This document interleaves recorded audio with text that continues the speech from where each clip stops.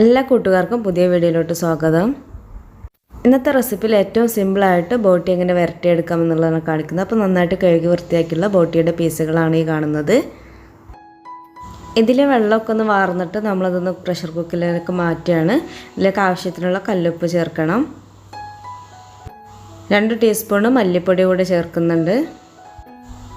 1/2 teaspoon പെരിഞ്ചീരപ്പൊടി, 2 teaspoon മുളക് പൊടി, പിന്നെ കുരുമുളക് പൊടി കൂടി ചേർക്കുന്നുണ്ട് എരിവിന് വേണ്ടിയിട്ട്. 1/2 ടീസ്പൂൺ മഞ്ഞൾപ്പൊടി, പിന്നെ 2 ടീസ്പൂൺ നിറയെ നമ്മൾ കുരുമുളക് പൊടിയാണ് ചേർക്കുന്നത്. നന്നായിട്ട് ക്രഷ് ചെയ്തിട്ടുള്ള കുരുമുളക് പൊടിയാണ്. ആ കുരുമുളക് പൊടിയുടെ ഫ്ലേവർ ഒന്ന് കൂടുതലായിട്ട് ഹൈലൈറ്റ് ചെയ്ത് നിൽക്കണം. പിന്നെ ഇഞ്ചി, വെളുത്തുള്ളി, ചെറിയുള്ളി ഇതൊക്കെ ചതച്ചത് 2 ടീസ്പൂൺ കൂടെ ചേർക്കുന്നുണ്ട്.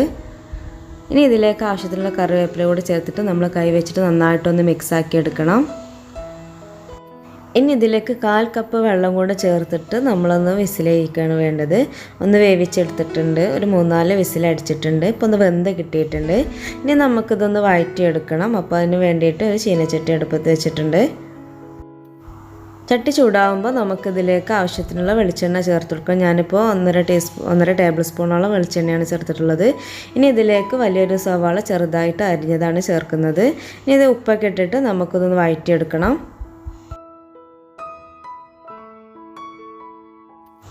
ഉള്ളിയൊക്കെ ഒന്ന് വെന്ത് വരുന്ന സമയത്ത് നമുക്കിതിലേക്ക് മീഡിയം സൈസിലുള്ള ഒരു തക്കാളി കൂടി ചേർക്കണം. പിന്നെ നമ്മൾ നേരത്തെ ചതച്ച് വെച്ചിട്ടുണ്ടായിരുന്ന ഇഞ്ചി, വെളുത്തുള്ളി, ചെറിയുള്ളിയുടെ പേസ്റ്റിൽ നിന്നും ഒരു ടീസ്പൂണോളം ഈ ഒരു പേസ്റ്റ് ഇതിലേക്ക് ചേർത്ത് കൊടുക്കുക. പിന്നെ ഇത്തിരി കറിവേപ്പില കൂടി ചേർക്കുക. എന്നിട്ട് ജസ്റ്റ് ഒന്ന് വഴണ്ടി വന്നതിന് ശേഷം നമ്മൾ വേവിച്ച് വെച്ചിട്ടുള്ള ആ ഒരു ബോട്ടിയുടെ ഗ്രേവി ഇതിലേക്ക് ഒഴിച്ചു കൊടുക്കുകയാണ് വേണ്ടത്. വളരെ കുറച്ച് വെള്ളം മാത്രം ബോട്ടിയിൽ ഒഴിച്ചിട്ടുണ്ടായിരുന്നു. ബാക്കിയെല്ലാം അതിൽ നിന്നും ഇറങ്ങിയിട്ടുള്ള വെള്ളമാണ്. ഇനി നമ്മൾ ഫ്ലെയിം ഒന്ന് സിമ്മിലാക്കിയിട്ടിട്ട് സാവധാനം ഇതിലേക്ക് ഇടുന്നിട്ട് വെള്ളമൊക്കെ ഒന്ന് വറ്റി വരട്ടെ. അപ്പോൾ നല്ല ഗ്രേവി നല്ല തിക്കായിട്ട് കിട്ടും. അപ്പോൾ ആ സമയം വരെ നമ്മളൊന്ന് വെയിറ്റ് ചെയ്യണം. നമ്മൾ ഇടയ്ക്കൊന്ന് ഇളക്കി കൊടുത്താൽ മാത്രം മതി.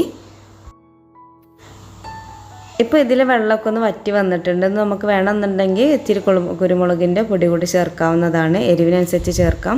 അത് മാത്രമല്ല കുരുമുളകിൻ്റെ പൊടി ഒന്ന് ഫ്ലേവർ ഒന്ന് ഹൈലൈറ്റ് ചെയ്ത് നിൽക്കുന്നത് എപ്പോഴും ടേസ്റ്റ്. വളരെ എളുപ്പത്തിൽ നമുക്ക് തയ്യാറാക്കാൻ പറ്റുന്ന ഒരു ബോട്ടി വരട്ടിൻ്റെ വീഡിയോ ആണിത്. അപ്പോൾ നിങ്ങൾക്ക് ഇഷ്ടമായിട്ടുണ്ടെങ്കിൽ ലൈക്ക് ചെയ്യാനും ഷെയർ ചെയ്യാനൊന്നും മറക്കരുത്. പിന്നെ നിങ്ങളുടെ അഭിപ്രായങ്ങളെല്ലാം കമൻ്റ് ആയിട്ടൊന്ന് അറിയിക്കുക. ചാനൽ സബ്സ്ക്രൈബ് ചെയ്യാതെ കാണുന്നുണ്ടെങ്കിൽ ചാനലൊന്ന് സബ്സ്ക്രൈബ് ചെയ്ത് താങ്ക്